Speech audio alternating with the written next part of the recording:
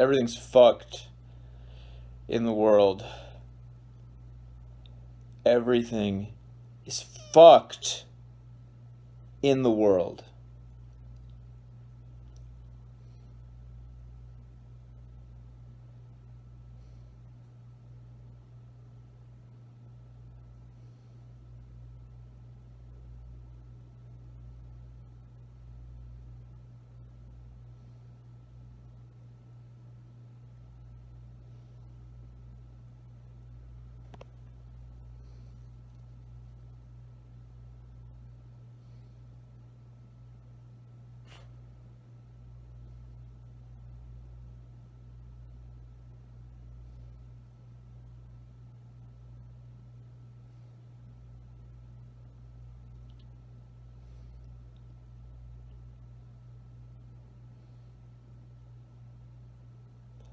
I really don't like it how there are lots of people in LA when they drive, and at night they'll drive right behind you and put their brights on just to fuck with you. It happens all the time.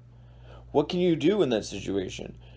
I fantasize about getting out of the car and running over to them and being like, "Fuck you, turn your fucking brights off."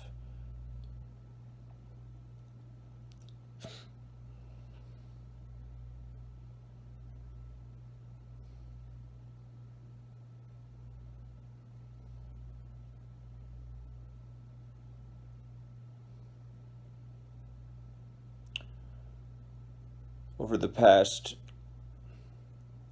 1.5 years, I've done 3 homeless challenges where I go out of my apartment and I pretend to be homeless for 48 hours straight. And I did this because I feel like I might be homeless soon. I've always been so much scared of it. How I felt like when I was a kid that I should have ran away from home and I never did it. Trying to fix why I'm depressed and I have fucked up motivation levels. Trying to prove that I can do it and I'm a champion. Which I am. I went out 48 hours later. I came back. I slept outside. I begged. And each time I did it, it fixed my motivation for about 6 months, and then boom, it stopped working. But I did this 3 times, and I'm never going to do it again, because each time I did it, it's harder and harder and harder. But it helped me learn some stuff. The most important thing in life is you have to just keep going no matter what. No matter what. Life is about these long things that keep happening over long periods, but you have to keep going. Just keep going, just keep going.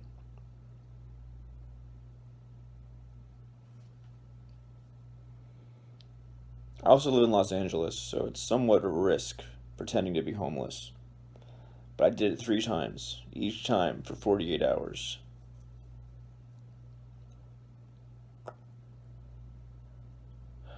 I'm worried because I feel like my motivation levels are slipping again.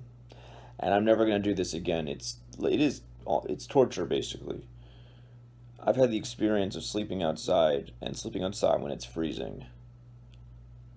Which it gets kind of cold certain times of the year here in Los Angeles. Not like snow, but it still gets pretty cold at night. Some nights. And I came back the next day after I finished it and I was shaking and shaking and shaking and shivering.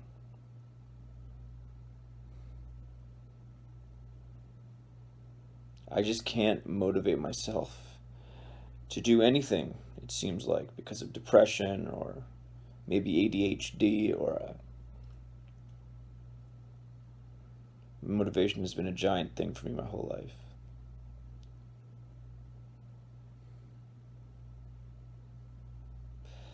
And then I had a realization a few weeks ago no, actually more longer than that, months ago, where I realized my biggest problem in life is that I'm a pussy. I'm a pussy. And I subjugate myself to people. And I come off around people like I'm a vagina. And meaning like this weak way. And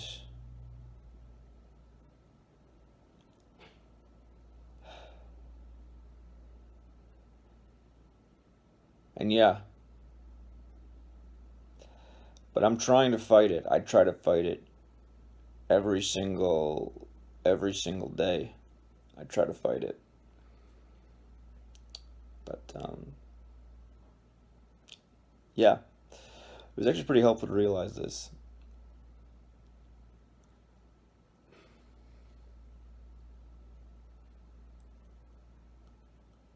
Let me show you my room. Close, close, close.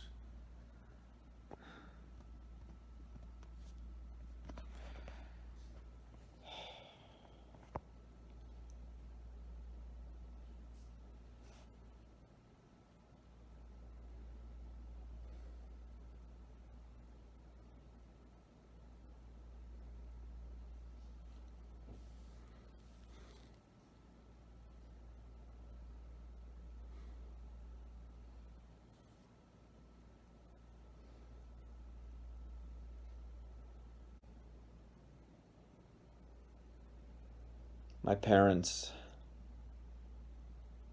I'm an only child. Two parents.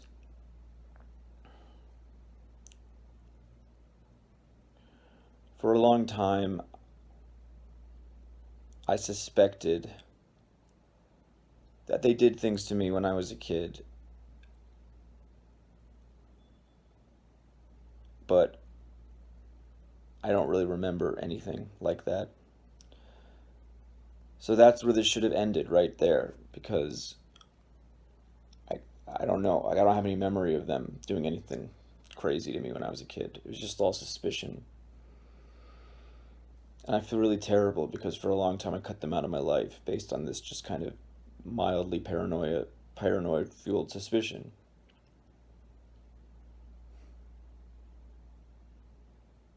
But recently I started to reconnect with them again, which is good.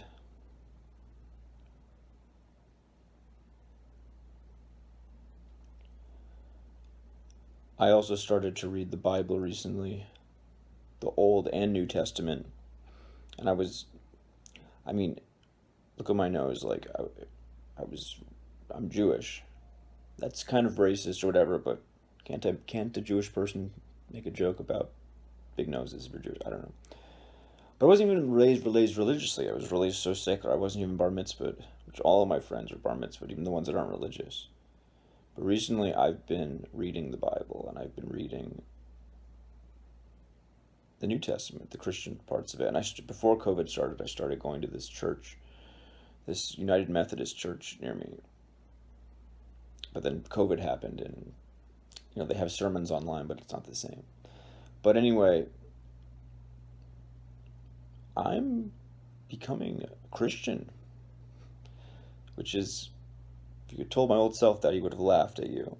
But I like the New Testament. I like how it's love your enemy. The Old Testament is a lot of fire and brimstone. It just is. Have you read the book of Joshua? The book of Joshua is like murder porn. It's like biblical murder porn.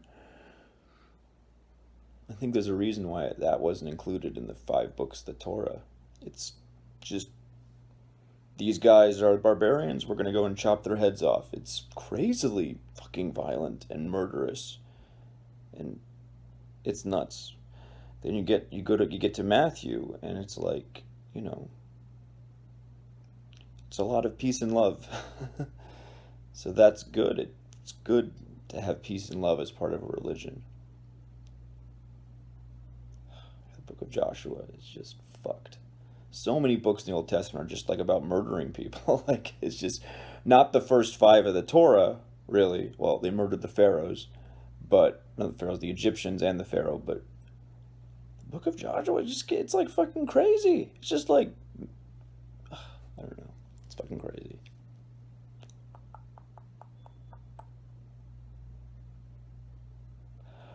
The one part of me that's skeptical about the New Testament is that if you read the Old Testament the order you're supposed to read it in, the last like 5 or 6 books are like the minor prophets, right? But and then it kind of leads to Jesus in the New Testament. But what keeps happening in the last books of the Old Testament is over and over and over again. There is somebody who thinks they're the Messiah, but they're not, or they lose, or they start preaching other stuff and they get killed. And like each book of the 12 of like the ending of the New Testament is like, this is the way people stop believing in God, and this is the way these people stop believing in God, and this is the way these people stop believing in God, and this is how these people said they were a false prophet when they weren't. So you could look at Jesus in the New Testament as like the ultimate example of that there's just all these people who are saying other things besides what's in the Old Testament. They're losing their faith. Like Jesus, he's somewhat rebelling. You could just see Jesus as another one of these people who lost their faith just in God, or who were a false prophet, because there's like 12 books of the Old Testament right before Matthew where it's like this person thinks they're the Messiah, or this person is a false prophet, or this person. So Jesus could just be the ultimate example of that, especially then when he starts preaching in Matthew, like, you've heard it said that X, Y, Z of the Old Testament is true, but I say to you this. So he starts making these additions and these kind of revisions. But that's what was already happened in the Old Testament, and they were all those were like, and the whole thing was, there are these people who think they're above God or something. So you could look at Jesus as just this. Um, but that's just the one thing. But I don't, I'm turning into a Christian. I don't really believe that I like what I read in Matthew and Mark and Luke and John. Although I will say this too about John. I mean, it's all about him. John is the book where it's like everything is about Jesus, and Jesus is like talking about himself. He's like, I am. He keeps saying things about him, who he is. The rest of the books are just like kind of are his messages, but John is really about like him. And it's kind of weird. It's like there's parts of it, that are not in the other three. And it really feels like John could just be like a kind of fan fiction, like it's or like, yeah, like fan fiction, and not written by someone holy or something. It's kind of odd that way. And also Jesus, he's also so giving. He's like, everything is about giving and saving people. Why would he write a book? Why would he talk about himself? It's almost narcissistic, the Book of John, like so much. But yeah, I don't know, it's just kind of interesting. And then I will say that I read all the other books of the Bible after the first four, and of the New Testament after the ones about directly about Jesus, and I didn't understand a goddamn word that I said. All those like letters to the epistle, or letters to the whatever, or the epistle of this, and I don't know. Kind of all blended together. Like when I read in the Old Testament, when I read like Psalms and Proverbs, they all just like blend together after a while.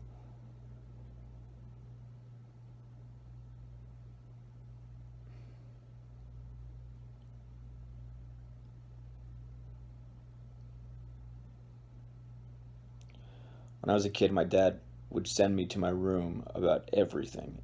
Everything he would send me to my room about. Like every single night we would fight, and the punishment would be, go to your room, go to your room, go to your room.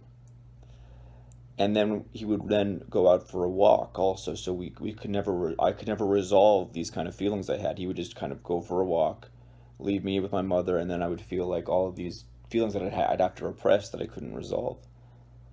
and I would just get sent to my room all the time, or sent to the stairs was like the minor punishment. Go sit on the stairs by yourself, or go to your room for this amount of time.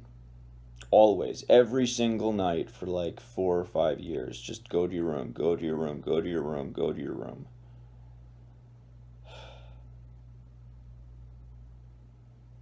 And in my head, I'm going, my dad is just taking out his anger on me every single night. He never hit me. He never like physically abused me, which I'm grateful for. But there's an emotional abuse aspect, which is pretty bad. Go to your room, go to your room, go to your room. Or you know what? Maybe it is bad that you didn't hit me. Because if he had hit me, I could just hit him back, and that's like a really good way of just like releasing everything.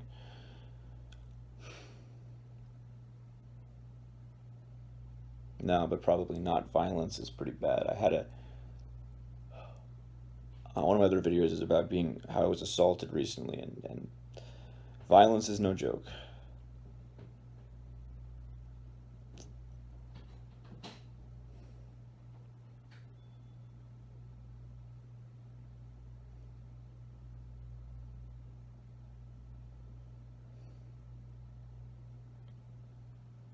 COVID is awful, but humanity will pull through. I just keep reminding myself the one good thing about COVID and the lockdown is now we are prepared for when the next virus comes that's much more deadly and produces much worse symptoms. We're prepared by this one and this lockdown. So when that happens, it we already have experience. I mean, can you imagine if this had been a bug like Ebola, some kind of disease that liquefies your internal organs, like, ugh. But see, now, if something like that happens, God forbid, we have experience dealing with a lockdown, with a pandemic. Oh God, Ebola is no joke. I read this book called The Hotzone. Oh my God. Don't read this. They should fucking ban that book during this quarantine. I didn't read it during quarantine. I read it like 4 years ago, but it's the most, no, like probably like 8 years ago. It's the most fucked up book. It's about Ebola. Oh God. There's just images in there that I wish I could throw away, but I can't. Like times when, I've clicked on like stuff and seen YouTube videos of Arabs executing people and chopping their heads off, and it's like I don't want to fucking see that. Why did I have to see this image of these awful people?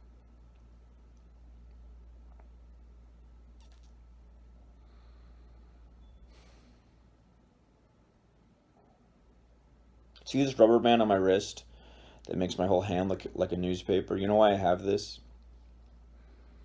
Because about 10 or 11 years ago, my therapist at my college said, if you have thoughts, just flick this thing and unpleasant thoughts and it'll go away. And it's helped me, but it looks fucking stupid. And but I've had it so long now, 12 years, and when I take it off, it almost feels like it's still attached. I probably look like a fucking idiot, though. It looks pretty dumb, I think.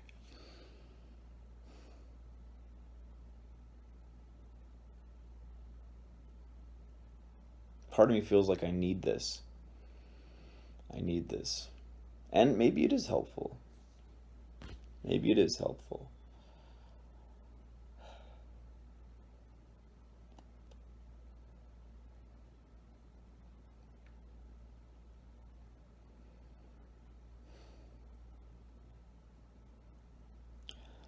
I need to meet one person in this industry who believes in me. Doesn't matter who it is, an agent, a manager, a casting director, a director, just someone who really believes in me. One man. I need that one man who believes in me. And it's difficult when I'm depressed because emotionally, when you get depressed, you don't believe in yourself. So if you don't believe in yourself, how is someone going to believe in you? And I know this, but I'm ready. I'm ready. I'm ready to act. I'm ready to tell stories to people. I'm ready to entertain the world. I'm ready to compete on that level in this job, which is one of the most competitive on the planet. I'm ready. I'm ready.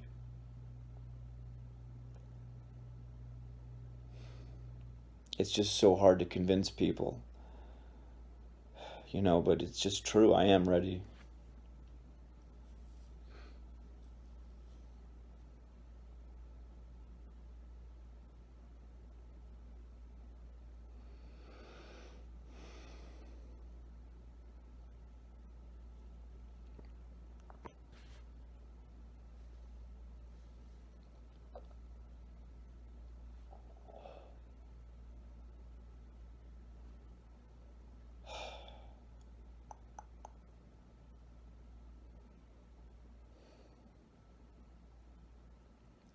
My mother, my mother, my mother.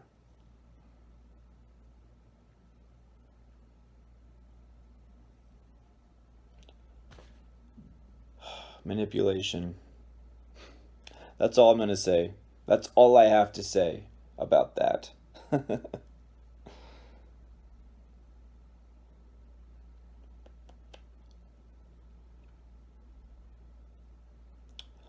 I don't have any close friends. I have my ex-girlfriend. We get along very well, but I don't have any friends at all. None. I see my therapist, I see a psychiatrist. I don't have any friends.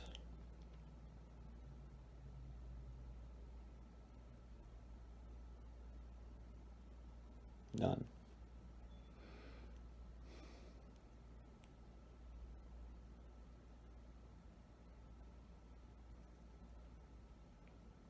No friends.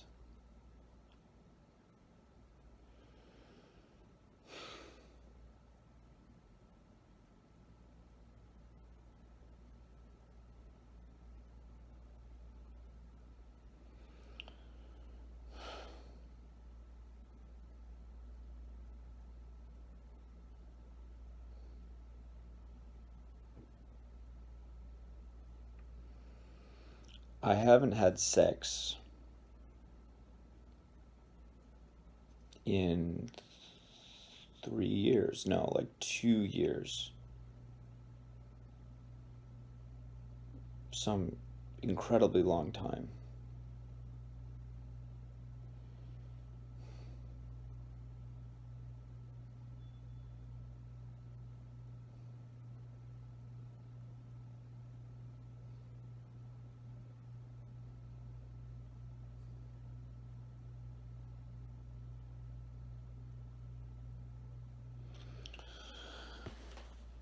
When I was living in New York, I booked a part in a Coen Brothers movie where I played Bob Dylan in their movie Inside Llewyn Davis. And I don't know if I should be telling people in the industry about it or not because the scene, it's almost a featured extra, and that's what I was hired as, a featured extra.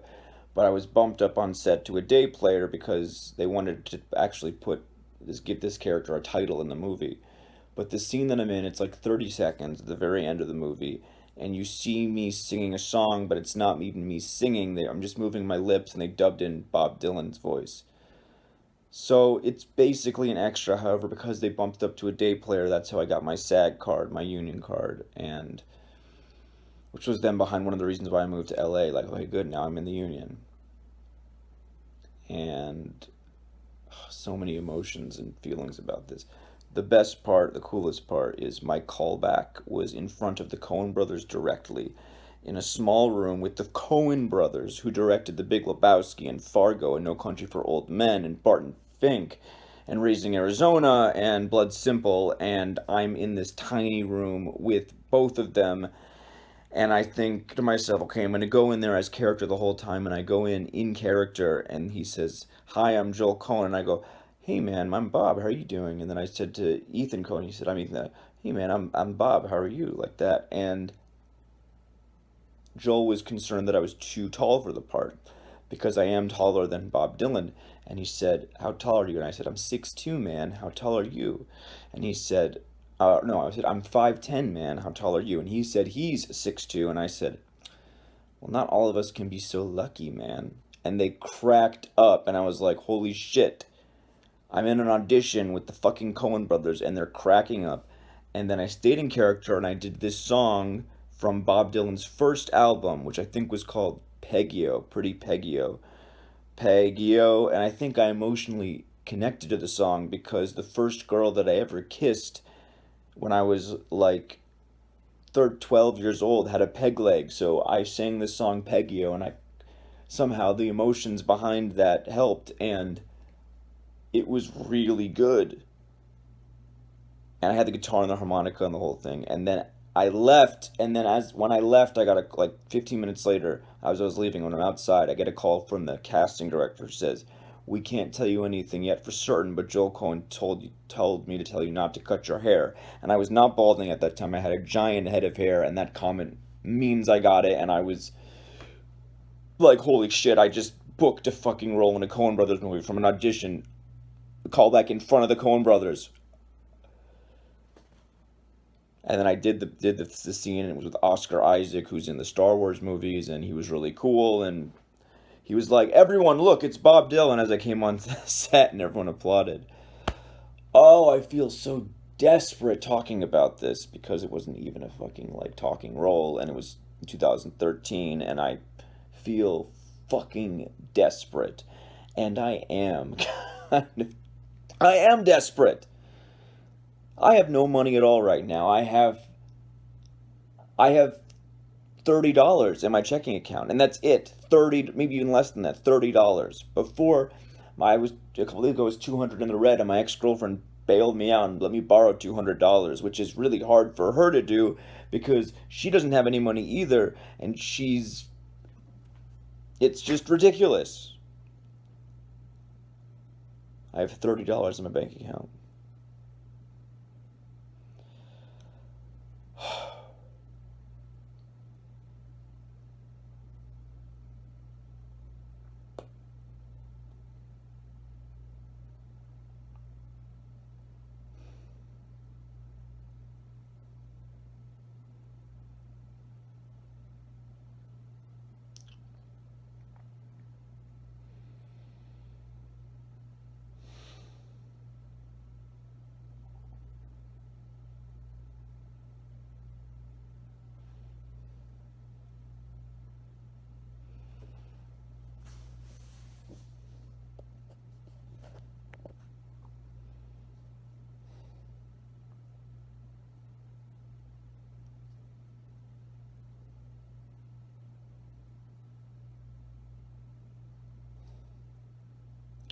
Maybe I should just go and get a prostitute.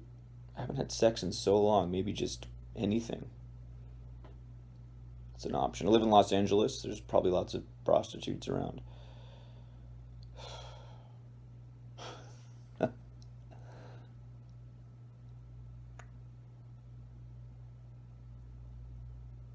had another video I did this week where I went out to the Pacific Ocean in Malibu and I screamed, "I want more, I want more." I meant in that video, when I'm screaming, "I want more," is it's like I'm challenging the universe. Like I'm going through all this shit right now and I'm going, "I want even more shit. I want even more shit. I want more. Give me more. Whatever you take, you throw at me, I can take." And I don't know if it was very clear in that video, and part of me was thinking I should go back and do the video again. But that video itself, I think, is really cool. And then my ex girlfriend was like, "Oh, but it's fine. Even if it's not interpreted that way, it can be interpreted as like, I want more out of life, I want more possessions." But I meant it kind of like self destructively in a good way. I want more. Whatever you can throw at me, I can take. Give me more shit.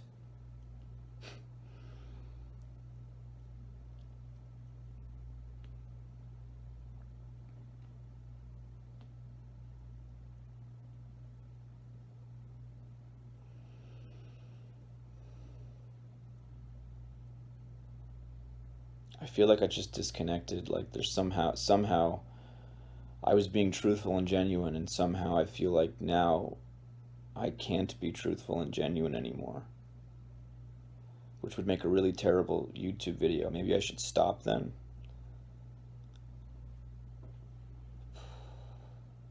Maybe that's a sign you just stop. It's going on too long.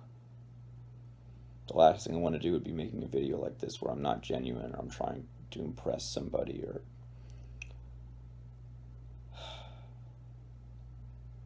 I'll stay on for a little longer, but I feel weird. I feel like I'm not really being genuine. If I'm not being genuine, why would you want to watch? So I don't know why that just happened. It could just be all in my head. Maybe I'm not. I think there were just too many things that I thought about that I thought I shouldn't say that, I shouldn't say that, I shouldn't say that, and then I just go into this thing.